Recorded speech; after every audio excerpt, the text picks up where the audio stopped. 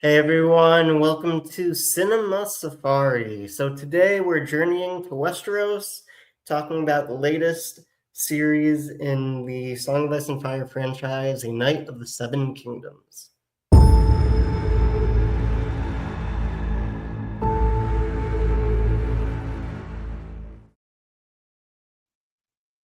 So this series is the third show set in the franchise after Game of Thrones and the House of the Dragon. It stars Peter Clafley as Sir Duncan the Tall, and then Dexter Sol Ansel as Aegon Targaryen.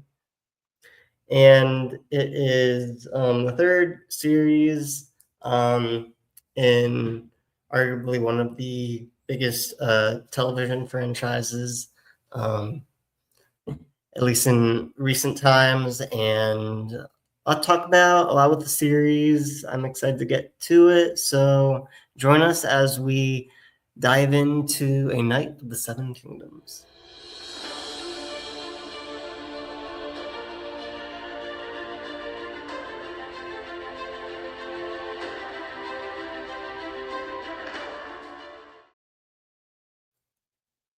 So Knight of the Seven Kingdoms, third series in the franchise. It was created by Eric Parker and George R.R. Martin. And like I said, it stars Peter Clafley, Dexter Sol Ansel. So the interesting thing is, with Peter Clafley, he plays Sir Duncan the Tall.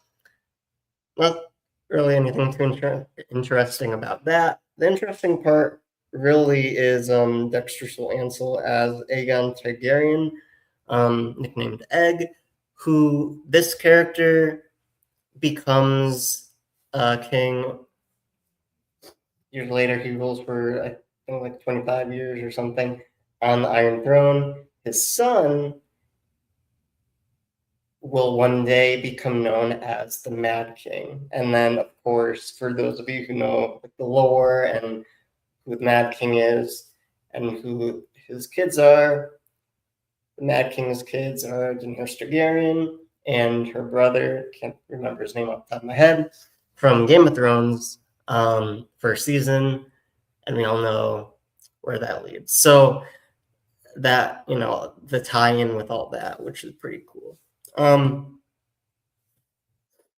this series, it really is kind of an interesting series, because there is it's a much different feel than the first two shows we've got in this franchise, Game of Thrones, House of the Dragon. So this one, it really does have more of a lower, like simpler feel. Like Game of Thrones, obviously huge sets, huge just world building, a lot going on in different places. House of the Dragon also has that big feel, like big budget, like type of feel, like blockbuster movie kind of feel, so to speak. This show definitely a lot smaller, a lot simpler, and I think that is part of where it kind of succeeds as to where maybe House of the Dragon didn't necessarily do as great. So in this series, the initial uh, like critical response for the first season does have a 95% on Rotten Tomatoes, and the tagline, a consensus critical review on Rotten Tomatoes.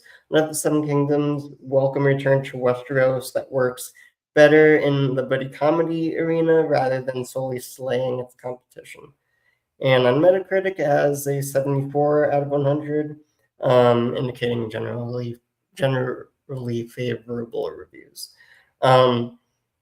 Its viewership, uh, 4 days after the series premiere, Warner Bros. Said the episode had been viewed by around a little over 6.5 million viewers on in the U.S. on its first 3 nights of availability, including linear viewers and streams on HBO Max, which it said was the third largest viewership um, for a premiere in the streaming services history. So there's definitely been, I think part of the Discord is that it has been getting great critical reviews. For those who have seen it, it's been getting pretty good audience reviews as well, but the viewership isn't necessarily as strong as previous series, at least to start out, because I think a lot of it has to do with having like coming right off the tail of House of the Dragon and the kind of wavering support on that. So people aren't necessarily just drawn right to this in the beginning. So that kind of is affecting some of the viewership, I think. So maybe as word of mouth gets out and the positive reviews come in, maybe that'll help impact the viewership going forward within the next few episodes. So when you compare it to House of the Dragon and the other shows that have come before it, this is definitely a smaller scale show, not what we're really used to seeing from Game of Thrones and like this universe. Like Game of Thrones, huge show, a lot of different like plots going on at once that we see throughout each episode. Same with House of the Dragon, a lot bigger, a lot going on. This one definitely smaller, and that's been met with like pros and cons. That's been kind of a double-edged sword for the show. A lot of people think that is a refreshing take, but also some people are kind of view it in a negative light because it's not really what they're expecting from this franchise, if that makes sense. So it's been, a double-edged sword, good and bad in that respect. So some of the pros and cons for the show. Some of the pros, it does have a lot of pros, I think, over the cons, at least early on. It's very heartfelt and light. So it's described as surprisingly heartfelt, light, fun, providing a refreshing take on this universe that we know. Now, with Game of Thrones, there was there wasn't too much humor, I would say, in the show. There was a lot of like drama. It was very, very dark, especially as you get later on, further in the seasons in the original Game of Thrones show. House of the Dragon, also a darker tone for the most part throughout the show. Not to say that there aren't any like lighthearted moments in either of those shows, because there are definitely, but overall definitely has a darker tone. The Night of the Seven Kingdoms definitely has an overall, while it still I think has those tense moments and stuff, it definitely does have that lighter feel more than those other shows. The character development has also been a pro for the show. So like the relationship between Dunk and Egg, the two main characters, is kind of a standout for the characters for the show so far. It offers compelling human core to the series that we haven't really seen in as much in any of the other shows that have come out in this franchise. There's a lot of like humor and fun in the show that is a different feel from the other shows. So a lot of these pros are kind of similar in a sense, but still they're pros. So it does focus on a smaller scale story compared to the other shows, like a smaller adventure, really focusing on Dunk and Egg, just their journey through each episode, as opposed to like Game of Thrones, where we have like something going on, with the Lannisters, something going on in like the North, Beyond the Wall, like different stories going on all at once that they combine together. Where this, we're just following these characters throughout their journey through these episodes and seeing where they go in their adventures. So it definitely is a smaller scale show. So those are some of the pros that this show has within the first few episodes that we've seen so far. And I think going on for the next few episodes that we get to finish out the first season, it'll still have that feel. And I think going forward, there is a second season in development. I think it'll still have that kind of same feel going forward. Some of the cons, it is slower and less exciting. Some critics are saying compared to the other shows, um, criticized a little for its slower pace. While critics have been largely positive of the show, audiences haven't been as enthusiastic with the show and I so far, and I think that is because it all kind of connects together. I think audiences has gotten like a lower audience score on like Rotten Tomatoes. um it all ties together because it is like a slower paced show, um not as high stakes as what we're kind of used to, what we kind of expect from this franchise, from what we've seen so far with the other shows. So there are pros and cons with the show in that respect, but a lot of them kind of tie together. And I think, at least viewership wise, one of the cons for this show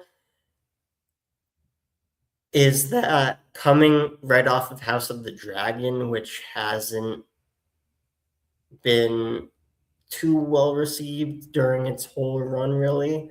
Um, Coming right off of that, compared to House of the Dragon, coming off Game of Thrones, which was arguably one of the strongest shows ever made, at least especially in its earlier seasons.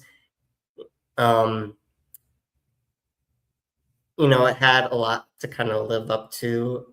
Well, I think having Night of the Another Seven Kingdoms released now, while House of the Dragon is still like mid run, with his third season coming out this year, and then season four planned for I think 2028.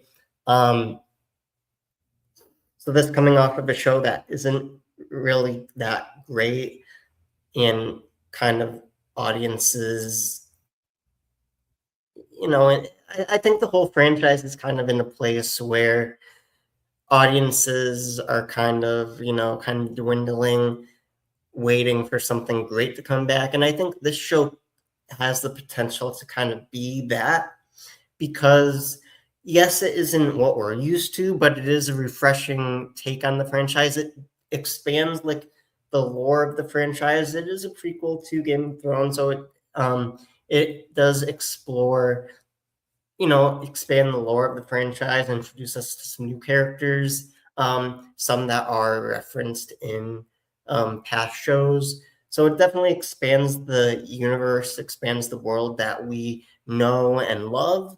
So I think there's definitely a lot of potential for this series, especially as we continue down the line with potential future seasons as well, and finishing out the first season, of course. So I think there's definitely a lot going for it. Um, I think just by like word of mouth, people who have watched it so far, and what we've seen so far, I think has been really strong. It's just different. So, people, especially nowadays, they're not really necessarily, a lot of people aren't great with change, I guess. Again, that's like another like double-edged sword. Like some people you talk to, they'll be like, this worked in the past, so let's just keep going with this. This is what we expect from, media like this, so keep doing it. But then, some people are like, I want something fresh. Then they get it and they're like, yeah, that's not what I'm used to. So I think people just need to give it a chance, and maybe they'll be surprised, and maybe not. It's up to them, but it definitely has a lot going for it, I think. So I think that as it continues expanding the franchise, it'll, it continues its run, gets some more, episodes under its belt for people to watch. I think hopefully people will start to enjoy it more, and it will keep growing the franchise. So going into the future of the franchise, this is definitely expanding the franchise. Like I said before, it expands like the lore of the franchise, characters of the franchise. It does, even though it is a prequel to the other shows, it does help expand the franchise, give us more in depth of some characters that have been described in some of the other shows, stuff like that. We get to see more of the world that we were first introduced to in some of their shows. And then going forward, there is a second season of Night of the Seven Kingdoms in development right now. We also have season 3 of House of the Dragon this year, and then the fourth and recently announced final season of House of the Dragon scheduled for 2028. So next year, 2027, we're going to get the second season of the Seven Kingdoms, but we're not going to get the House of the Dragon back until 2028. So that's kind of the future of where we're at with the franchise. There are some other shows in the works, as long as a couple of their books that George R.R. Martin is currently writing that are in different stages. So we'll see what happens with those. I don't know if there's any release dates set for either of the books yet. Maybe there are, I don't know. I haven't really checked on that. But yeah, definitely a lot to look forward to. There's a lot of talk about things that are being planned to continue, expanding the franchise both in books and like shows. So definitely a lot to look forward to. Hopefully those pan out, and we will see. So with that, we are going to wrap up today's episode. So with this show, I think it's definitely the show that can kind of start, healing the franchise, so to speak, after the mixed reception House of the Dragon has had with its first two seasons. I think this is definitely the thing that can start kind of, bringing back that fan base that might have been that we might have lost in the past couple of years with the House of the Dragon and some of a lot of the mixed reception that has had. So I think it definitely has a bright future ahead of it if it continues down the same path that it's been going down the first few episodes. I think it's definitely the project that we kind of need right now for this franchise to kind of help bring it back to what it was at its higher points with the original Game of Thrones. So I think it definitely has a lot of potential compared to the House of the Dragon, and I'm excited to see where it goes from here. So I'd like to hear your thoughts on this. If you have seen the show so far, what your thoughts are on the show. If you think it could be, something that is successful that could help kind of reinvigorate the franchise to what it once was, how it compares to the other shows for you. If you're enjoying it so far, if you're not enjoying it, let us know in the comments. If you're not following us on social media already, make sure you are. And as always, thank you for watching. Thank you for your support. We will see you all with the next episode.